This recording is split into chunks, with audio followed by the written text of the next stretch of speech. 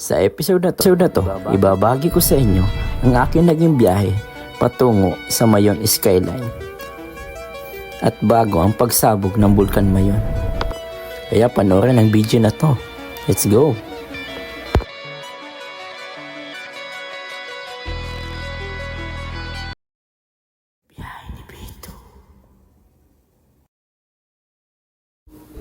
At bago ang lahat, binabati ko ang aking taga-subaybay na si Joran Pili from GMA Cavite.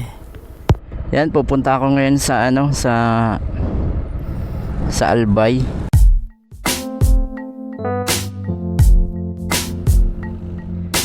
Kasi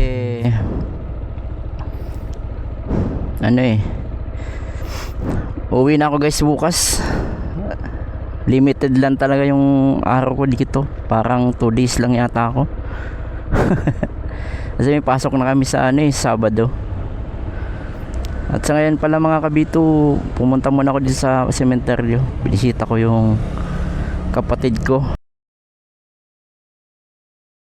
at yung lolo ko. Siyempre minsan na nga lang makauwi ako. Kailangan ko silang bisitahin kasi hindi ako nakakauwi ng undas Kaya let's go muna tayo mga kabito. Bali yung biyahe ko ngayon sa Kagsawa muna ako mga kabito. Hindi ko alam kung ano unahin ko, Skyline o Mayon kasi yung panahon ngayon mga kabito makulimlim. Parang hindi magpapakita yung Mayon ngayon. Sayang talaga yung pagkakataon kasi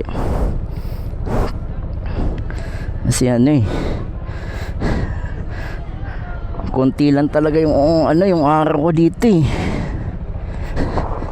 Bali yan nga pala mga kabito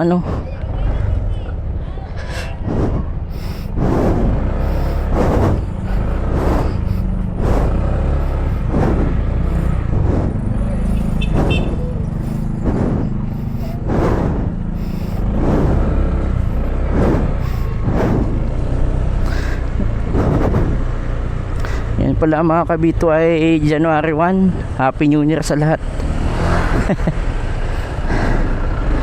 Sana maging blessing ang taon nating 2026. Sana din stay safe lagi tayo.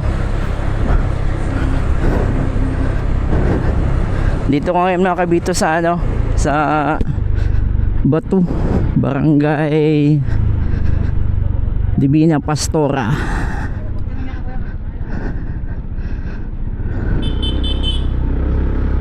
Magiging biyahe ko ngayon mga kabito 1 hour and 2 minutes 48 kilometers. Bali lang kasi ito mga kabito malapit lang to sa amin taon-taon ako umuwi, pero yung pinakalas ko na uwi ay pagpunta ng Mayon 2017 pa yata. Kasi kalimitan mga kabito pag December hindi ka talaga makagala ng maayos dito kasi maulan, laging maulan dito.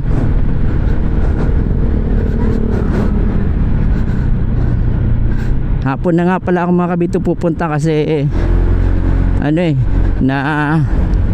napuyat ako kagabi kasi bagong taon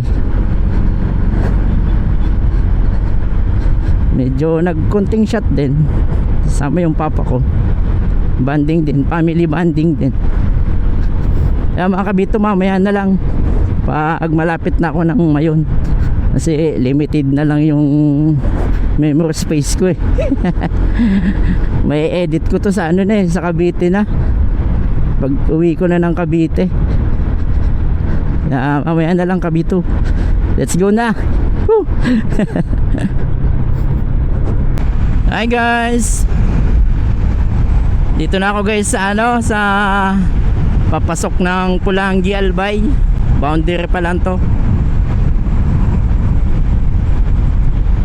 Napakaganda guys ng daan dito ibang iba sa Quezon. Oo, Grabe ba? Ito guys, yung maganda sa Bicol, hindi kukunti ang lubak.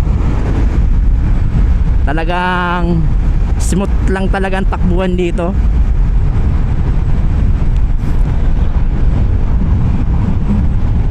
Sa tingin ko guys, di magpapakita ang mayon sa akin, oh.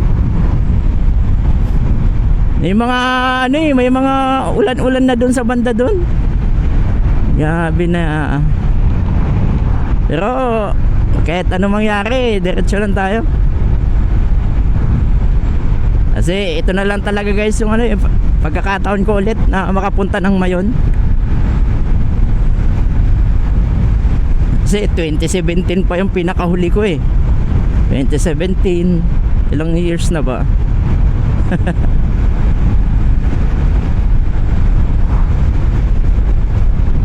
7 years na. 7 years ba? Hindi ko alam. 19, 2017, 2018, 19, 8 years na pala.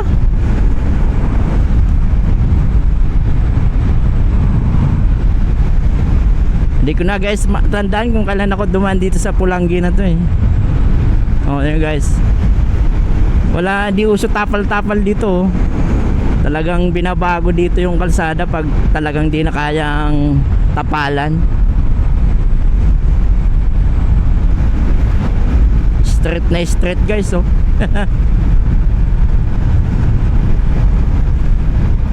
Noon 85. Halos kukunti lang din ang nadaan. May mga mangilan-ngilan na din na bus. Ayun, daan-daan tayo kasi nag ka-counterflow yung bus, oh. Sigurado sa linggo mas madami yan kasi uwian na. Karamihan ng pasok ano eh, Lunes. Eh ako, ang pasok ko Sabado. Sabado tapos rest days. Nakakainis talaga kasi di na lang dinerecho ng ano, ng Sabado para uwi ako mga linggo na.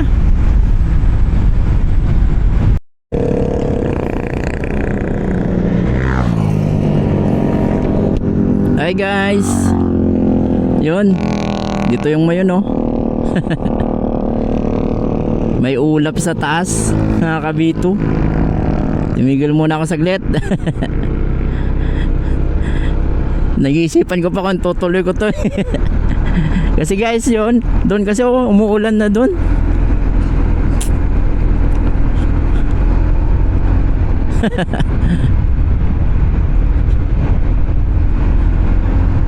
Umuulan na sa siguro mga bandang ano yun, Kagsawa sa Ginubatan. Nakaulan na sa bandang Ginubatan.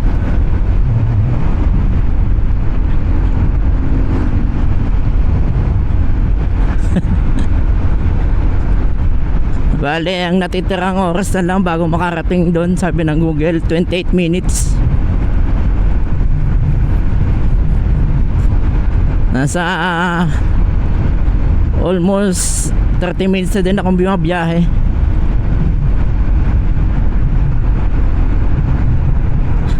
Mayon, magpakita ka.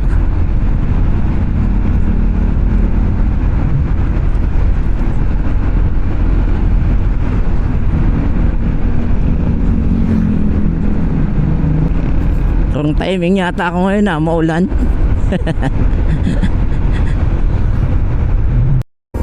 Guys, kaliwa daw tayo.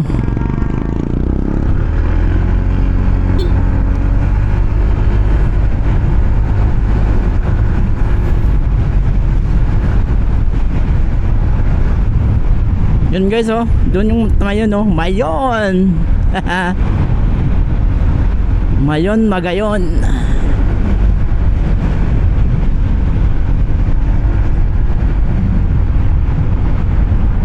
$18 kilometers pa mga kabito. Naku, 2 bars na lang pala yung gasolina ko.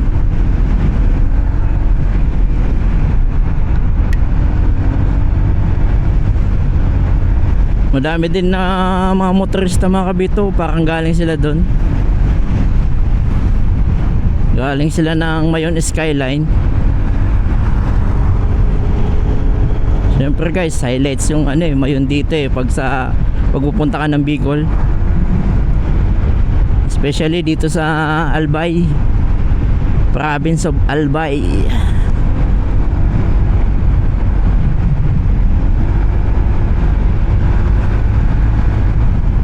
Hindi ko alam kung may gasolinahan dito. Ayan, ayan, may konting banking. Opya. Yun na guys. Wow.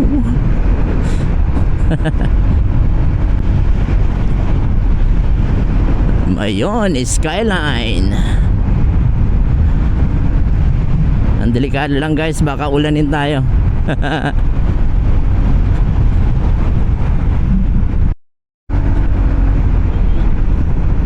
Yan na guys, 21 minutes pa. Tatakbuhin ko 13 kilometers pa. Ito na ako sa medyo sigsag na road ng ano, ng papunta ng Skyline, Mount Mayon.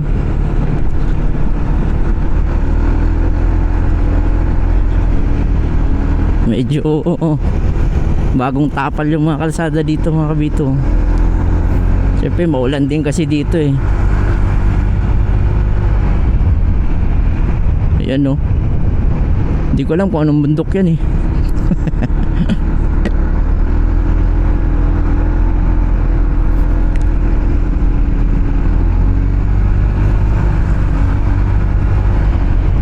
Yan no.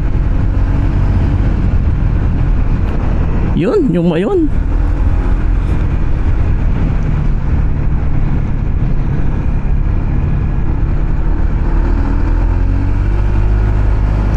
Na guys, yung Mayon no. Dito sa right side ko. Di nga lang magpapakita to ng buo kasi maulap eh. Pero sana magpakita.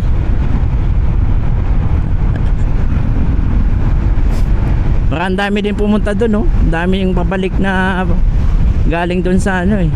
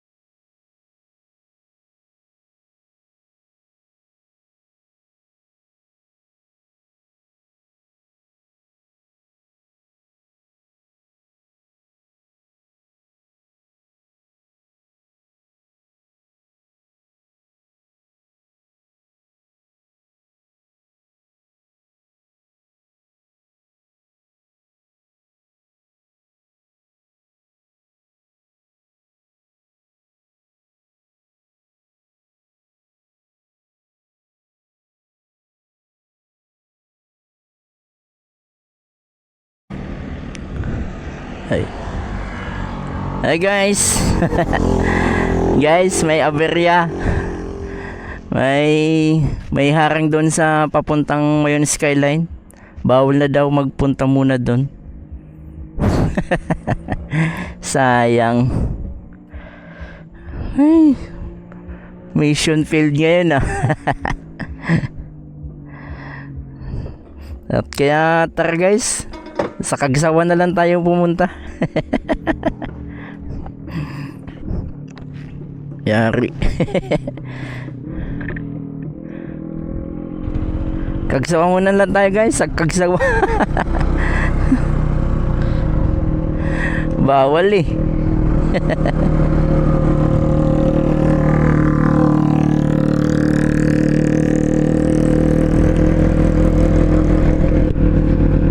Hinarang ako ng ano, ng pulis kasi sila yung nagbabantay doon sa ano eh, sa kanto ng ano, ng papuntang Mayon Skyline. Sabi dalawa pa naman, dalawang pulis. Takot ako, may baril eh. Bawal daw, bawal muna. Siguro naka-alert yung ano ngayon, Mayon. Yan sana yung guys, yung ano, yung pinakamalapit na angle ng ano, ng Mayon. Yung Mayon skyline. Kaya biyahe patuloy ako ng ano, 45 minutes. Kasi may ano 27 kilometers pa mula dito sa ano, Tabaco na yata to. Tabaco dyan oh. Dyan yung Mayon. Maulap. Siguro maulap ngayon kaya bawal pumunta ng Mayon. Mission failed. Not success. Yeah guys, mamaya na lang ulit. Babiyahe pa ako ng 26 kilometers mula sa Cagsawa Ruins. Sana pwede mag ano doon, pwede mamasyal doon sa ano. Aba, grabe. Nadismaya na naman ako ngayon. First time ko sana yan guys, dyan sa Mayon skyline. Ay nako.